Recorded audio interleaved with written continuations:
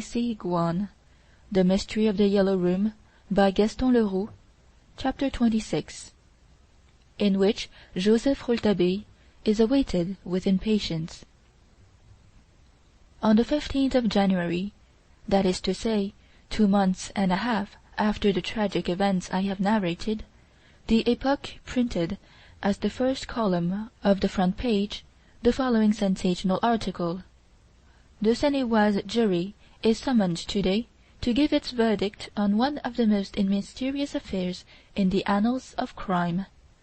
There never has been a case with so many obscure, incomprehensible, and inexplicable points, and yet the prosecution has not hesitated to put into the prisoner's dock a man who is respected, esteemed, and loved by all who knew him, a young savant, the hope of French science, whose whole life has been devoted to knowledge and truth. When Paris heard of Monsieur Robert Darzac's arrest, a unanimous cry of protest arose from all sides. The whole Sorbonne, disgraced by this act of the examining magistrate, asserted its belief in the innocence of Mademoiselle Stangerson's fiancé. Monsieur Stangerson was loud in his denunciation of this miscarriage of justice. There is no doubt in the mind of anybody that could the victim speak, she would claim from the jurors of Seine-et-Oise the man she wishes to make her husband, and whom the prosecution would send to the scaffold. It is to be hoped that Mademoiselle Stangerson will shortly recover her reason, which has been temporarily unhinged by the horrible mystery at the Glandier. The question before the jury is the one we propose to deal with this very day. We have decided not to permit 12 worthy men to commit a disgraceful miscarriage of justice. We confess that the remarkable coincidences, the many convicting evidences, and the inexplicable silence on the part of the accused, as well as a total absence of any evidence for an alibi, were enough to warrant the bench of judges in assuming that in this man alone was centered the truth of the affair. The evidences are, in appearance, so overwhelming against Monsieur Robert Darzac that a detective so well informed, so intelligent, and generally so successful as Monsieur Frédéric Larsan may be excused for having been misled by them. Up to now, everything has gone against Monsieur Robert Darzac in the magisterial inquiry. Today, however, we are going to defend him before the jury, and we are going to bring to the witness stand a light that will illuminate the whole mystery of the Glandier, for we possess the truth. If we have not spoken sooner, it is because the interests of certain parties in the case demand that we should take that course. Our readers may remember the unsigned report we published relating to the left foot of the Rue Oberkampf, at the time of the famous robbery of the Crédit Universel, and the famous case of the gold ingots of the Mint. In both those cases we were able to discover the truth before even the excellent ingenuity of Frédéric Larsan had been able to unravel it. These reports were written by our youngest reporter, Joseph Rouletabille, a youth of 18, whose fame tomorrow will be world-wide. When attention was first drawn to the Glandier case, our youthful reporter was on the spot and installed in the chateau, when every other representative of the press had been denied admission. He worked side by side with Frédéric Larsan. He was amazed and terrified at the grave mistake the celebrated detective was about to make, and tried to divert him from the false scent he was following. But the great Fred refused to receive instructions from this young journalist. We know now where it brought Monsieur Robert Darzac.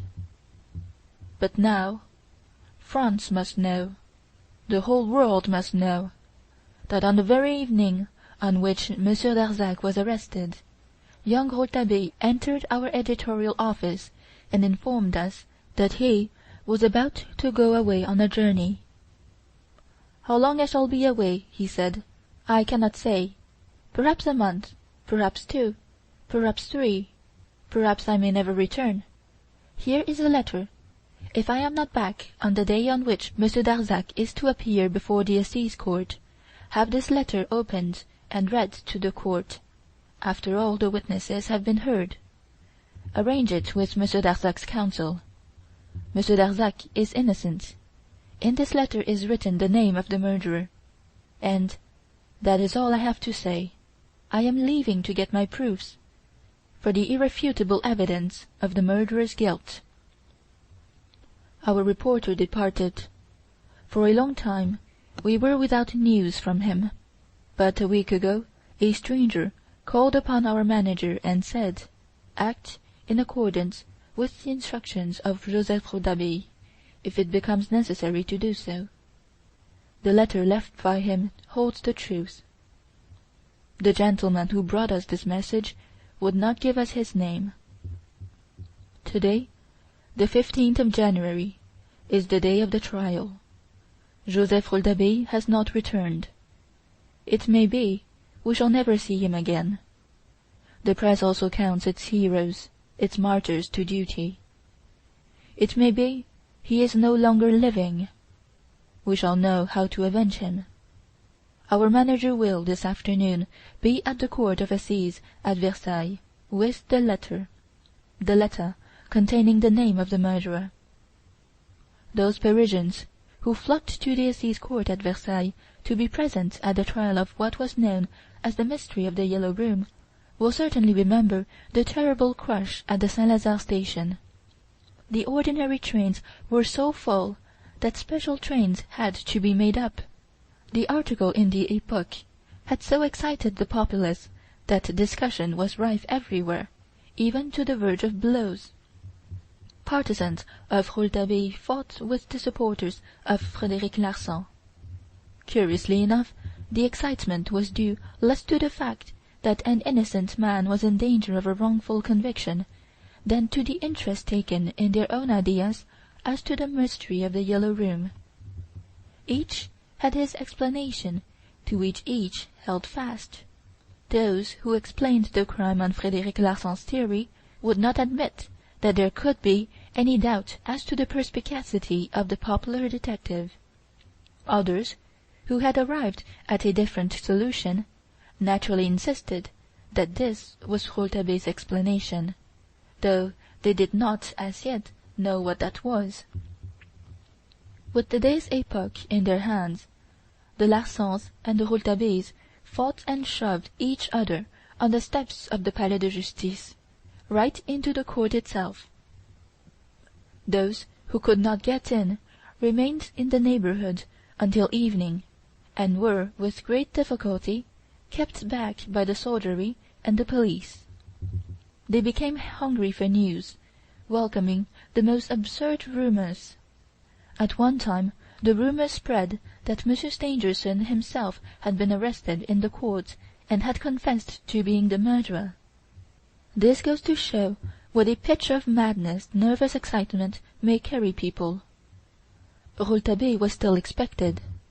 Some pretended to know him, and when a young man with a pass crossed the open space which separated the crowd from the court-house, a scuffle took place. Cries were raised of "Rouletabille! There's Rouletabille!" The arrival of the manager of the paper was the signal for a great demonstration. Some applauded, others hissed. The trial itself was presided over by Monsieur de Rocouz, a judge filled with the prejudice of his class, but a man honest at heart. The witnesses had been called. I was there, of course, as were all who had, in any way, been in touch with the mysteries of the Glandier. Monsieur Stangerson, looking many years older and almost unrecognizable, Larsan, Arthur Rance, with his face ruddy as ever, Daddy Jacques, Daddy Mathieu, who was brought into court handcuffed between two gendarmes, Madame Mathieu, in tears, the two Berniers, the two nurses, the steward, all the domestics of the chateau, the employés of the Paris post office, the railway employé from Épinay, some friends of Monsieur and Mademoiselle Stangerson, and all Monsieur Darzac's witnesses. I was lucky enough to be called early in the trial, so that I was then able to watch and be present at almost the whole of the proceedings. The court was so crowded that many lawyers were compelled to find seats on the steps. Behind the bench of justices were representatives from other benches. Monsieur Robert Darzac stood in the prisoner's dock, between policemen, tall, handsome, and calm. A murmur of admiration rather than of compassion greeted his appearance. He leaned forward towards his counsel, Maître Henri Robert, who, assisted by his chief secretary, Maître André S., was busy turning over the folios of his brief. Many expected that Monsieur Stangerson, after giving his evidence, would have gone over to the prisoner and shaken hands with him. But he left the court without another word. It was remarked that the jurors appeared to be deeply interested in a rapid conversation which the manager of the Epoque was having with Maître Henri Robert. The manager, later, sat down in the front row of the public seats. Some were surprised that he was not asked to remain with the other witnesses in the room reserved for them. The reading of the indictment was got through, as it always is, without any incident. I shall not here report the long examination to which Monsieur Robert Darzac was subjected. He answered all the questions quickly and easily. His silence as to the important matters of which we know was dead against him. It would seem as if this reticence would be fatal to him. He resented the President's reprimands. He was told that his silence might mean death. "Very well," he said, "I will submit to it, but I am innocent." With that splendid ability which has made his fame, Maître Robert took advantage of the incident and tried to show that it brought out in noble relief his client's character, for only heroic natures could remain silent for moral reasons in face of such a danger. The eminent advocate, however, only succeeded in assuring those who were already assured of Darzac's innocence. At the adjournment, Rouletabille had not arrived yet. Every time a door opened, all eyes were turned towards it and back to the manager of the Epoque, who sat impassive in his place. When he once was feeling in his pocket, a loud murmur of expectation followed. The letter! It is not, however, my intention to report in detail the course of the trial. My readers are sufficiently acquainted with the mysteries surrounding the Glandier case to enable me to go on to the really dramatic denouement of this ever memorable day. When the trial was resumed, Maître Henri Robert questioned Daddy Mathieu as to his complicity in the death of the keeper. His wife was also brought in and was confronted by her husband. She burst into tears and confessed that she had been the keeper's mistress and that her husband had suspected it.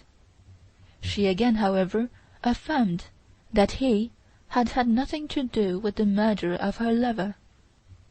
Maître Henri Robert thereupon asked the court to hear Frédéric Larsan on this point. "In a short conversation which I have had with Frédéric Larsan during the adjournment," declared the advocate, "he has made me understand that the death of the keeper may have been brought about otherwise than by the hand of Mathieu. It will be interesting to hear Frédéric Larsan's theory." Frédéric Larsan was brought in. His explanation was quite clear. "I see no necessity," he said, "for bringing Mathieu in this. I have told Monsieur de Marquet that the man's threats had biased the examining magistrate against him. To me, the attempt to murder Mademoiselle and the death of the keeper are the work of one and the same person. Mademoiselle Stangerson's murderer flying through the court, was fired on. It was thought he was struck, perhaps killed. As a matter of fact, he only stumbled at the moment of his disappearance behind the corner of the right wing of the chateau. There he encountered the keeper, who, no doubt, tried to seize him. The murderer had in his hand the knife with which he had stabbed Mademoiselle Stangerson, and with this he killed the keeper. This very simple explanation appeared at once plausible and satisfying. A murmur of approbation was heard. "And the murderer? What became of him?" asked the President. "He was evidently hidden in an obscure corner at the end of the court. After the people had left the court, carrying with them the body of the keeper, the murderer quietly made his escape." The words had scarcely left Larsan's mouth when from the back of the court came a joyful voice. "I agree with Frederic Larsan as to the death of the keeper, but I do not agree with him as to the way the murderer escaped." Everybody turned round, astonished. The clerks of the court sprang towards the speaker, calling out silence, and the President angrily ordered the intruder to be immediately expelled. The same clear voice, however, was again heard. "It is I, Monsieur President, Joseph Rouletabille." End of chapter 26. Recording by J.C. Guan. Montreal, November 2008.